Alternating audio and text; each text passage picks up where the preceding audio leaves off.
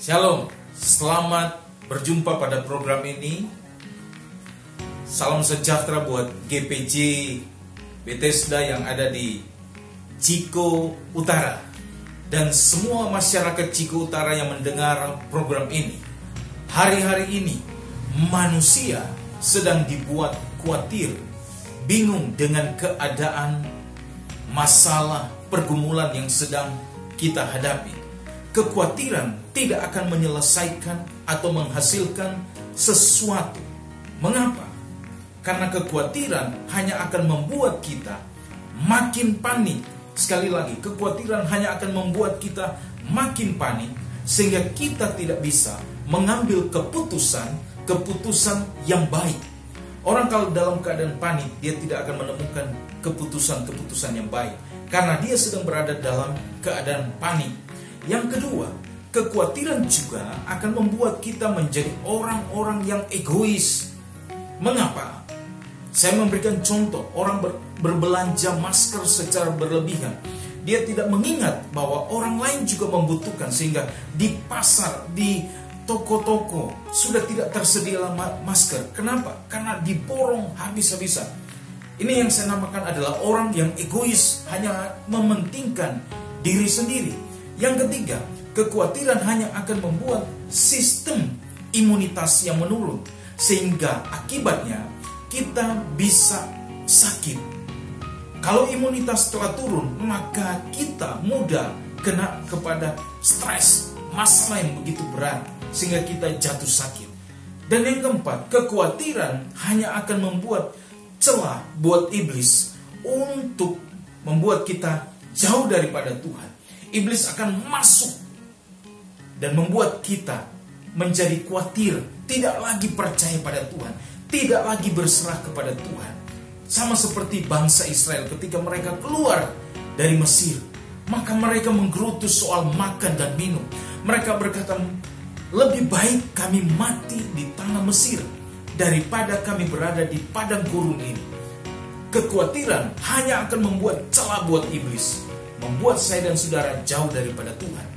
Kekhawatiran tidak akan menyelesaikan atau menghasilkan sesuatu yang baik. Berhentilah khawatir yang berlebihan terhadap segala sesuatu yang kita hadapi. Tema khotbah saya hari ini adalah kekhawatiran tidak akan menghasilkan apa-apa. Sekali lagi, kekhawatiran tidak akan menghasilkan apa-apa. Keluaran 16 ayat 18 sampai 21 sangat jelas sekali di sana.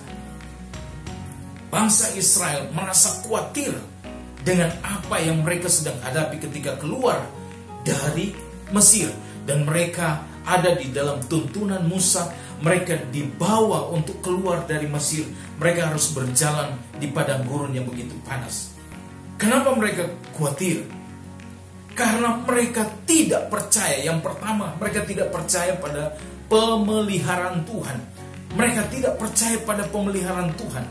Matius 6 ayat 25 sampai 33 berkata, karena itu aku berkata kepadamu, janganlah khawatir akan hidupmu, akan apa yang hendak kamu makan atau minum, dan janganlah khawatir pula akan tubuhmu, akan apa yang hendak kamu pakai. Bukankah hidup itu lebih penting daripada makanan, dan tubuh itu lebih penting daripada pakaian? Pandanglah burung-burung di langit yang tidak menabur dan tidak menuai dan tidak mengumpulkan bekal dalam lumbung, namun diberi makan oleh Bapamu yang di sorga. Bukankah kamu jauh lebih melebihi burung-burung itu? Siapakah di antara kamu yang karena kekhawatirannya dapat menambahkan sehasta saja pada jalan hidupnya? Dan mengapa kamu khawatir akan pakaian?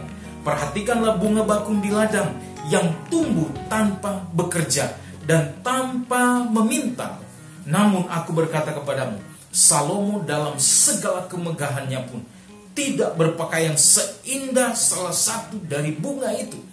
Jadi jika demikian, Allah mendandani rumput di ladang yang hari ini ada dan besok dibuang ke dalam api.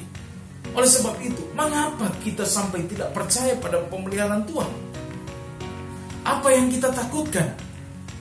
Sehingga kita berkata, apakah yang akan kami makan?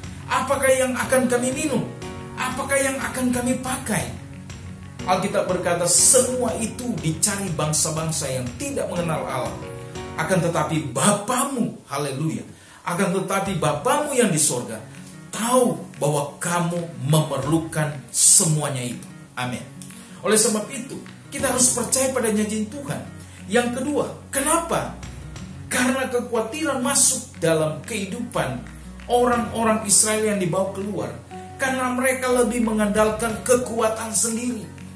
Mereka lebih mengandalkan kekuatan. Orang kalau mengandalkan kekuatan sendiri, maka dia akan hidup dalam kekhawatiran.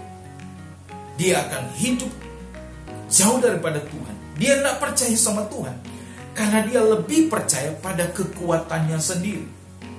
Oleh sebab itu, saudara yang dikasihi Tuhan, hari ini saya mau katakan, jangan mengandalkan kekuatan dirimu sendiri, tapi andalkanlah Tuhan. Yang ketiga, kenapa orang hidup dalam kekhawatiran?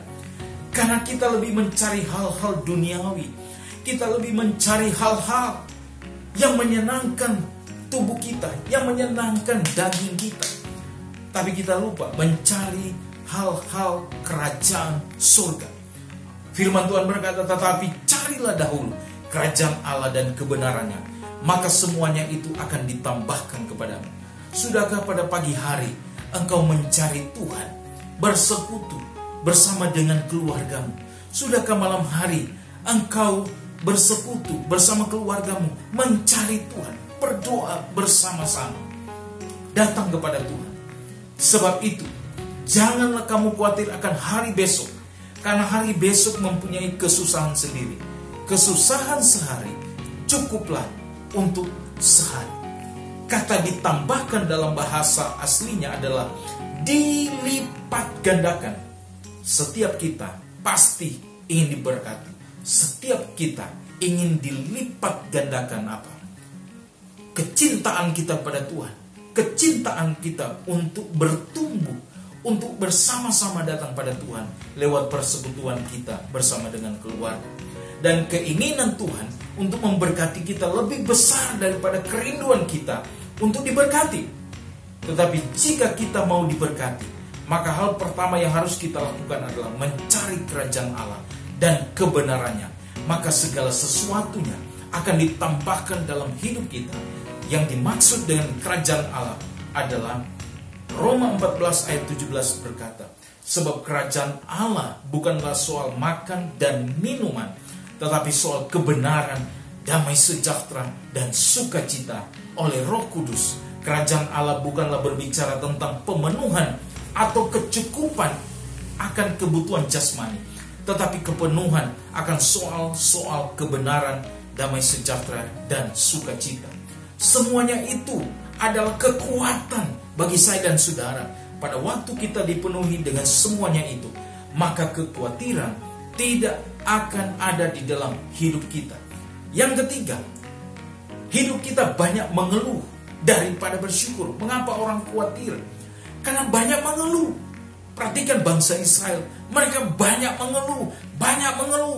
Mereka melawan Musa. Lebih baik kami mati di Mesir, makan di sana dengan daging, daripada kami harus menderita di padang gurun ini. Mereka mengeluh. Mereka lupa bersyukur. Hari-hari ini, apa yang keluar dari mulutmu? Apakah mengeluh atau bersyukur?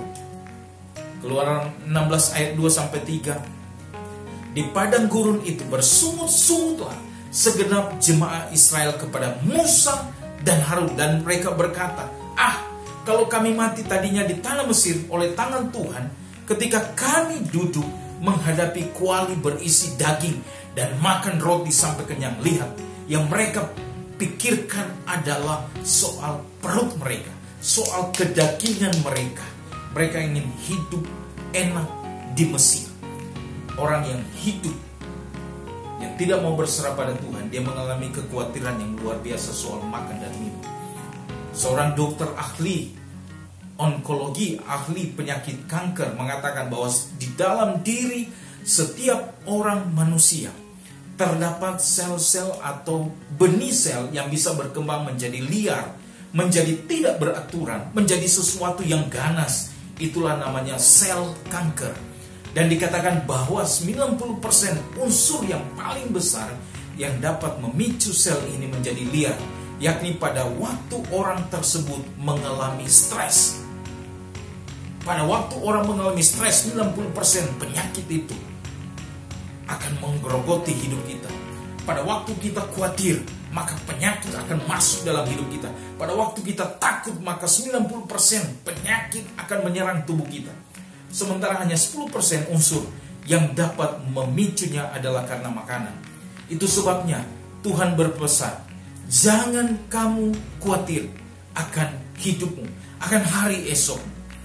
Kekhawatiran tidak akan menghasilkan apa-apa. Percaya pada Yesus, hidup di dalam pemeliharaan Tuhan, karena Dia ada beserta dengan kita. Sampai berjumpa pada program berikutnya. Tuhan Yesus memberkati. Haleluya.